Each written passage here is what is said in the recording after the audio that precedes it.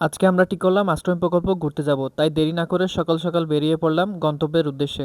মাঠে বাচ্চাদের খেলতে দেখে আমার বন্ধুরও শখ জাগে, সেও ফুটবল খেলবে।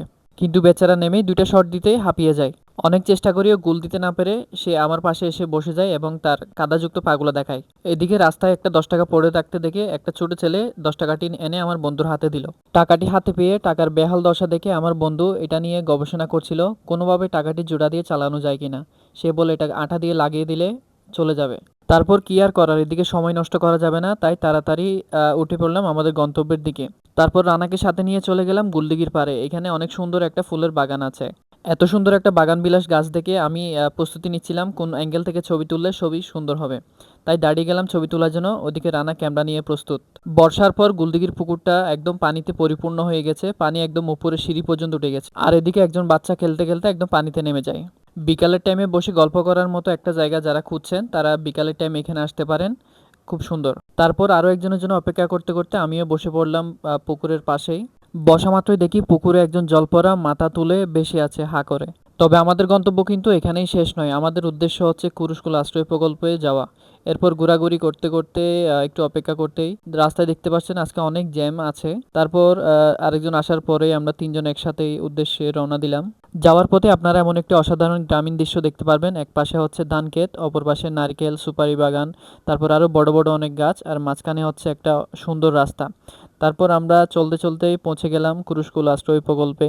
এরপর দেখি কিছু গরু ঘাস খাচ্ছিল, তারপর গিয়ে তাদের একটু ডিস্টার্ব করলাম। একজন তো শিং মেরে দিতে চেয়েছিল।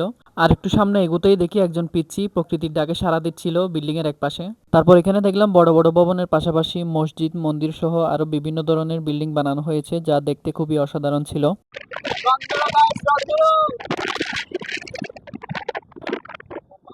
মাঠের মতো একটা খালি অংশে বাচ্চারা খেলা করছিল। তারপর আমরা একপাশে আমাদের গাড়িটা রাখলাম। একটা দোকান দেখতে পেয়ে আমরা সবাই চলে এলাম দোকানের দিকে, কারণ আমাদের রানা হচ্ছে আবার চা পাগলা। সে যেখানেই চা দেখবে সেখানে চা খাওয়ার জন্য পাগল হয়ে যায়।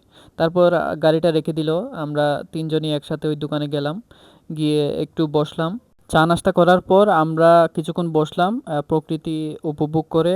এখন আমাদের আর বসে থাকার সময় ছিল না, কারণ এখন অন্ধকার হয়ে যাচ্ছে, আমাদের বাসায় ফিরতে হবে। তো আমরা তিনজনই বাসার উদ্দেশ্যে রওনা দিলাম। এটা হচ্ছে কুরুশকুল নতুন ব্রিজ। এটা দেখতে একদমই পদ্মা সেতুর মতো, এটাকে মিনি পদ্মা সেতু বলা যায়। দেখতে পাচ্ছেন এটা খুবই সুন্দর ও কক্সবাজারের মধ্যে নান্দনিক একটা ব্রিজ। তবে এখানে একটা সমস্যা হলো, রাস্তার পাশে যদিও আপনি ল্যাম্পপোস্ট দেখতে পাচ্ছেন, কিন্তু সন্ধ্যা নামার সাথে সাথে এটি গুটগুটে অন্ধকার হয়ে যায়, কারণ লাইটগুলা নষ্ট সবই। এরপর মামুন ভাইয়ের বিখ্যাত চায়ের দোকানে এসে আমরা আবার চা খেলাম। চা খাওয়ার পরে আমরা চলে এলাম।